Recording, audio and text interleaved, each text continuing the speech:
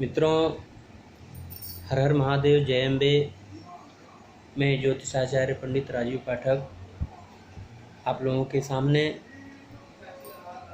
भारतीय ज्योतिष के अंतर्गत कुछ चर्चा करने के लिए पुनः प्रस्तुत हूँ। तो आइए आज हम चर्चा करते हैं पंचांग के अंतर्गत जो करण का नाम आता है, तिथि, वार, नक्षत्र, योग, करण। तो पंचांग के अंतर्गत जो करण का नाम आता है, करण के बारे में हम चर्चा करते हैं। पंचांग के 5 अंगों में करण भी अपना एक विशिष्ट प्रभाव रखता है और विशिष्ट अंगों में 5 अंगों में करण का विशिष्ट प्रधानता मानी जाती है। पंचांगों के आधार पे आपके पास में पंचांग है, उसमें आप देख सकते हैं ज्योतिष शास्त्र के माध्यम से कुल 11 करण बताए गए हैं और प्रत्येक तिथि 2 करणों से मिलकर बनती है।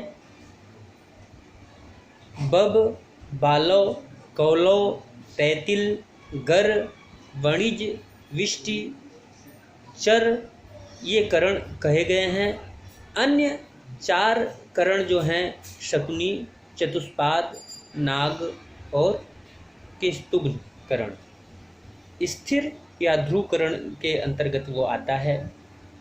पंचांग में करण का प्रभाव और इसका विस्तार पूर्वक विवेचन करना हमारे लिए अत्यंत आवश्यक हो जाता है। कुछ करण शुभ होते हैं तो कुछ अशुभ फलदायी होते हैं। किसी भी योग के निर्माण में इनको भी ध्यान में रखा जाता है। योग की शुभता और अशुभता का प्रभाव जातक पर और मुहूर्त पर सभी पर पड़ता रहता है। एक शुभ करण शुभता को बढ़ाता है तो दूसरी तरफ वही एक करण अशुभ करण शुभता में कमी ला करके अशुभत्व को बढ़ावा देता है। करणों में विष्टिकरण को अच्छा करण नहीं माना गया है। इसके प्रभाव में शुभता में कमी आती है। विष्टि को भद्रा के नाम से जाना जाता है। इसके प्रभाव में शुभता में कमी आती है। जैसा मैं आपको पहले चर्चा किया, विष्टि को भद्रा के नाम से जाना जाता है। आपको यह जानकारी हो चुकी। अपने नाम के अनुरूप ही यह फल देते रहते हैं। करण तिथि का आधा भाग होता है, यह भी आपको बता दिया गया।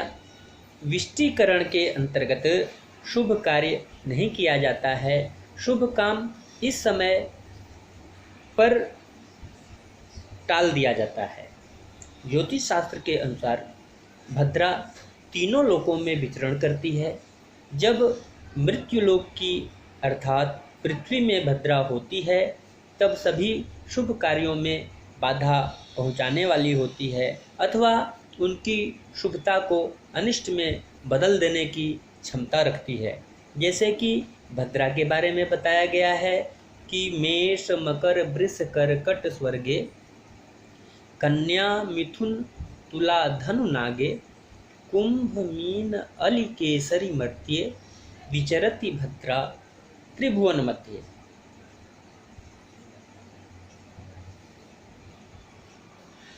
तो ये तीनों लोकों में भद्रा का विचरण होता है और कहा गया है कि स्वर्गे भद्रा शुभम कुर्यात्, पाताले धनमागमः, मृत्युलोके यदा भद्रा सर्व कार्य विनाशिनी। यानी कि जो पृथ्वी पे भद्रा विचरण करती है वह सभी कार्यों को नष्ट करने लगती है।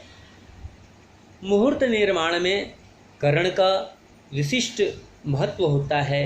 जब किसी भी शुभ मुहूर्त को बनाने की प्रक्रिया हम शुरू करते हैं तो इस क्रम में सभी शुभ बातों का ध्यान रखा जाता है, जैसे कि शुभ तिथि का होना, शुभ समय का होना, शुभ नक्षत्र का होना, शुभ वार का होना और शुभ करण का होना। इन सभी की शुभ उपस्थिति के परिणाम स्वरूप ही हम एक शुभ मुहूर्त का निर्माण कर पाते हैं। ऐसे में जब किसी भी समय के निर्माण में विष्टिकरण आ जाता है तो इसका त्याग करना श्रेयस्कर होता है।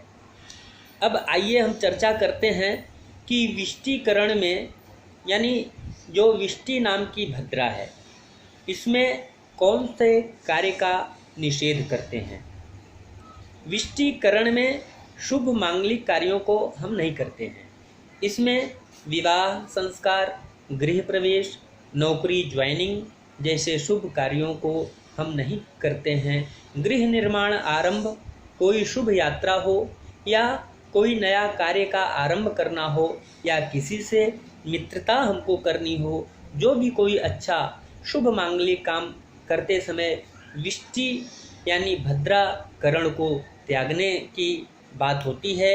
इस समय पर किए हुए कामों में किसी न किसी कारण व्यवधान उत्पन्न हो जाता है। तो कहने का आशय यह है, जो विष्टि नामक करण है, जो विष्टि नामक भद्रा है, यह अगर हमारे मुहूर्त के अंतर्गत आता है तो उस समय हमको उस समय का त्याग कर देना चाहिए। अब विष्टिकरण में कौन से कार्य किए जा सकते हैं और कौन से कार्य नहीं करने चाहिए, आइए इस पर प्रकाश डालते हैं। भद्रा समय में कठोर कर्म को अनुकूल कहा गया है। इसमें अनिष्टकारी काम ही बेहतर माने जाते हैं। युद्ध जैसे काम, किसी पर प्रहार करने के काम, कैद में रखने का काम, किसी को प्रताड़ित करने का काम या विष देने का काम या किसी पर मुकदमा करने का काम, विरोधियों को प्रताड़ित करने का काम इस समय में हम कर सकते हैं। अब ये तो कर्म हम कर सकते हैं भद्रा में, विष्टिकरण में, लेकिन अब इनका मानव जीवन पे विष्टिकरण का प्रभाव क्या होता है, आइए इस पे भी चर्चा कर लेते हैं। विष्टिकरण में जन्म लेने वाला व्यक्ति गलत कार्यों में शीघ्र शामिल हो जाता है। अनुचित कार्य करने के कारण उसे कई बार मानहानि का सामना भी करना पड़ता है। धन के प्रति अत्यधिक महत्वाकांक्षी होने के कारण संभवतः वह व्यक्ति यह कार्य करने के लिए उद्यत हो जाता है। इस करण में जन्म लेने के कारण वह विपरीत लिंग विषयों में अधिक रुचि ले सकता है।